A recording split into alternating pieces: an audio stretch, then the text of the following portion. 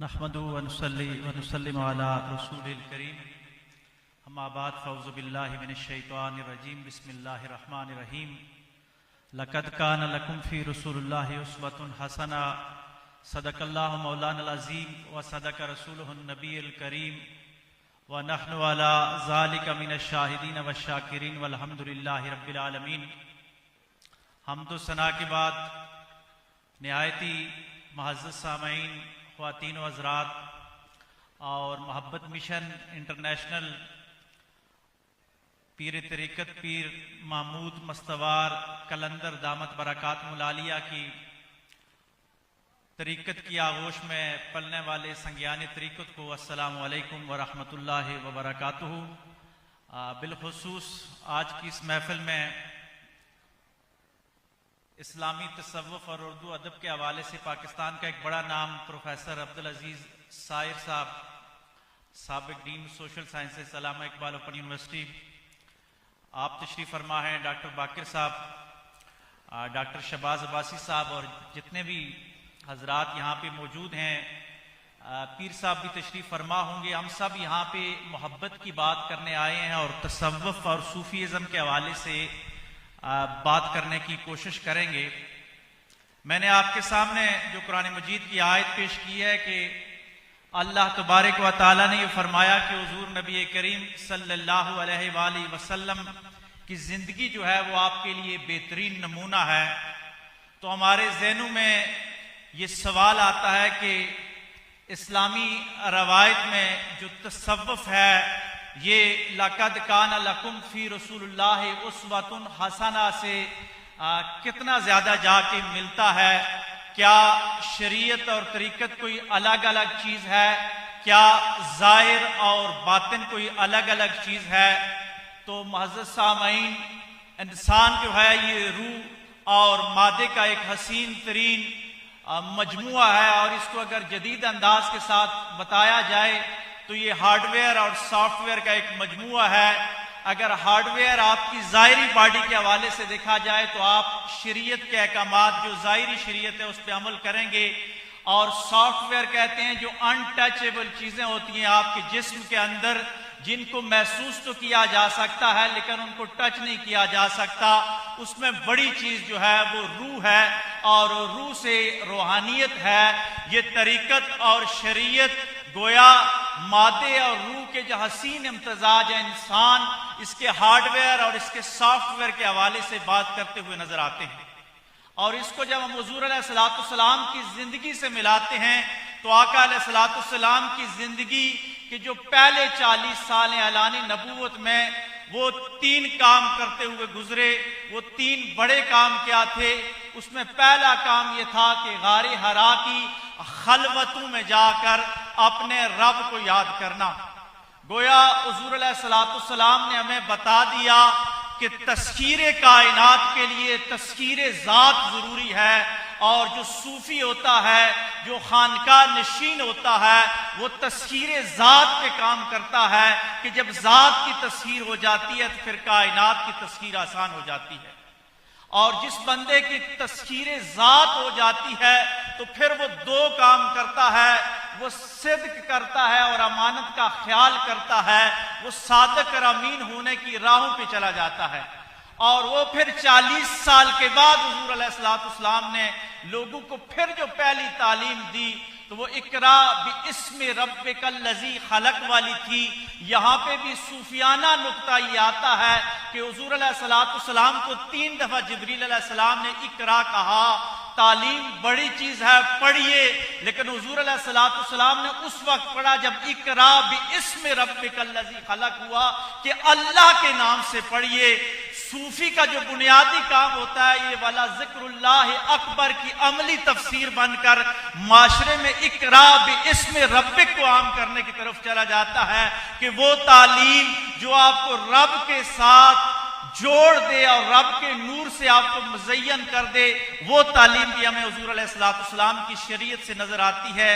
फिर हुजूर की सीरत से आगे निकलिए तो इस्लामी तारीख में सबसे पहले मस्जिद नहीं बनाई गई बल्कि इस्लामी तारीख में सबसे पहले खानका ही बनाई गई।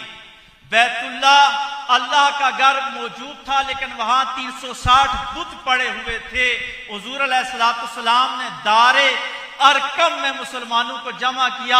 वो मुसलमानों की एक बाकायदा बैठक बनी, जहां पे अल्लाह का जिक्र और जिक्र को अमली जामा पहनाने के लिए मुस्तकबिल का लाए अमल तय किया जाता था। तो वो भी एक खानका थी। गोया के इस्लामी तारीख में मस्जिद से पहले भी एक खानका, एक बैठक का कंसेप्ट दिया गया कि जहां बैठकर लोग अल्लाह तबारक व तआला की मार्फत हासिल कर सकें। फिर तरीकत और सूफिया में एक बड़ी चीज लंगर होती है, और मेरे हुजूर अलैहिस्सलाम की तबलीग का ये उसूल था सुनहरी कि आका अलैहिस्सलाम ने जो तबलीग की सबसे पहले अपने घर वालों को बुलाया, तो वहां पे भी दावत देने से पहले उनको खाना पेश किया गया, और खाना खिलाने के बाद फिर इस्लाम की बात की गई। तो जो सच्चा सूफी होता है, जो सच्चा दुर्वेश होता है, वो मखलूक से उसका मजहब या नजरिया नहीं पूछा करता, बल्कि जो भी उसके दर पे आता है उसको लंगर खिलाता है, उसको खाना खिलाता है, फिर उसके इखलाक की ततहीर की बात करता है। और फिर हुजूर अलैहिस्सलाम के इस दीन की अमली जेतों को अमकनार करने के लिए सूफिया ने जो खानकाएं बनाई, वहां इनकी मादी आबियारी के लिए जहां पे लंगर का एहतमाम किया गया, वहां ततहीरे बातन के लिए निगाहों का काम और अल्लाह के जिक्र के हलके बनाए गए, जो हर खानका के अंदर मौजूद होते हैं। और इसके साथ साथ इज़हान की बालिदगी के लिए इल्म से रोशनास कराया गया, और सच्चे सूफी की जो खानका होती है, वहां निगाहों के फैजान के साथ साथ किताबों के साथ भी उसको जोड़ा जाता है। ये वो तरीकत का एक मुख्तसर तरीन इंट्रो है जो हमें हुजूर नबी करीम सल्लल्लाहु अलैहि वसल्लम की सीरत की बुनियादों में से नजर आता है। और फिर इस्लाम जब अरब की सरजमीन से बाहर निकला, दूसरे खित्तों में पहुंचा, तो सूफिया इकराम ने जो कमाल हिकमत का मुजाहिरा किया कि इन्होंने दूसरी तहजीबों से तसादम इख्तियार नहीं किया, बल्कि दूसरी तहजीबों के मुस्बत चीजें जो थी उनको इस्लाम के अंदर ले आए और इस्लाम की मुस्बत चीजें उनको दे दी। गोया ये हसीन इम्तजाज सूफिया का था कि इन्होंने ला इलाहा इल्लल्लाह मुहम्मद रसूलुल्लाह को दुनिया के चारों बरे आज़म में पहुंचा दिया। मैं मदूदी के सूफिया इकराम की ये तबलीग का असर है कि उन्होंने कवाली का इत्तेहाद करके बरसगीर की सरजमीन में गंगाई जमनाई तहजीब को इस्लामी तहजीब का अजीम मरकज बना दिया। मुअज़्ज़िज़ सामईन, यहाँ पे रुक के हम सोचते हैं कि सूफिया की फैलाई गई जो तबलीग है, दुनिया के चारों बरे-आज़मों में जहां जहां सूफी और खानकाएं गए, वहां इक़्तिदार हमारे हाथों से अगर चला भी गया, लेकिन इक़्तिदार बाकी रहा, जिसकी वाज़े मिसाल हिंदुस्तान में हमने 1000 साल तक हुकूमत की, हमारा इक़्तिदार चला गया, लेकिन इस्लाम आज भी हिंदुस्तान में अपनी तहजीब, सकाफत और रीत के साथ जिंदा है। दूसरी तरफ स्पेन की सरजमीन जहां पे हमने 800 साल हुकूमत की, लेकिन वहां का जो सूफी है वो कलामी बहसों में उलझ गया, वो इस तरीके के साथ खानकाई निजाम मुतारफ नहीं करा सका। बहुत सारी वजूहात के साथ एक वजह यह भी हुई कि स्पेन के अंदर से जब मुसलमानों की हुकूमत का खात्मा हुआ, तो साथ ही वहां से इस्लाम को भी देश बदर कर दिया गया। तो ये वो प्रैक्टिकल थीसिस हमारे सामने मौजूद हैं कि आज की दुनिया में भी अगर हम इस्लाम का आलम बुलंद करना चाहते हैं, तो हम मोहब्बत को फरोग देंगे, हम सूफियाना मिशन को तरवीज देंगे, तो हमारा इस्लाम बुलंद होगा। जिसकी वाज़ेह सबूत यह है कि इस्लाम तो है कि उन्होंने कौन सी तालीम दी थी जो सदियां गुजरने के बाद भी अगर कोई इस्लाम का मुतालिया करना चाहता है, कोई कुरान को समझना चाहता है, तो वो सूफिया की चौखट से आना चाहता है। वजह यह है कि उन्होंने मोहब्बत के दीप जलाए थे, उन्होंने इंसानियत की कदर की थी, उन्होंने लसानियत को फरोग नहीं दिया बल्कि वहदत का बीज बोया था, जिसकी वजह से इस्लाम हमारे पूरे बरे-आज़म में अपनी आबोताब के साथ बड़ी तेजी के साथ फैल रहा है। आज जरूरत इस अम्र की है कि हम फिर से खानकाओं के अंदर या खानकाओं के बाहर अपनी मोहब्बत को रोशन करें, इंसानियत की तालीम दें, अक़दार की बात करें। अगर ये शम्में रोशन होती रहेंगी तो इंशाअल्लाह हमारा माशरा इसी तरह तरक्की करेगा।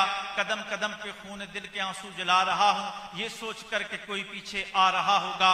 व आखिर दावाना अनिल हम्दुलिल्लाहि रब्बिल आलमीन।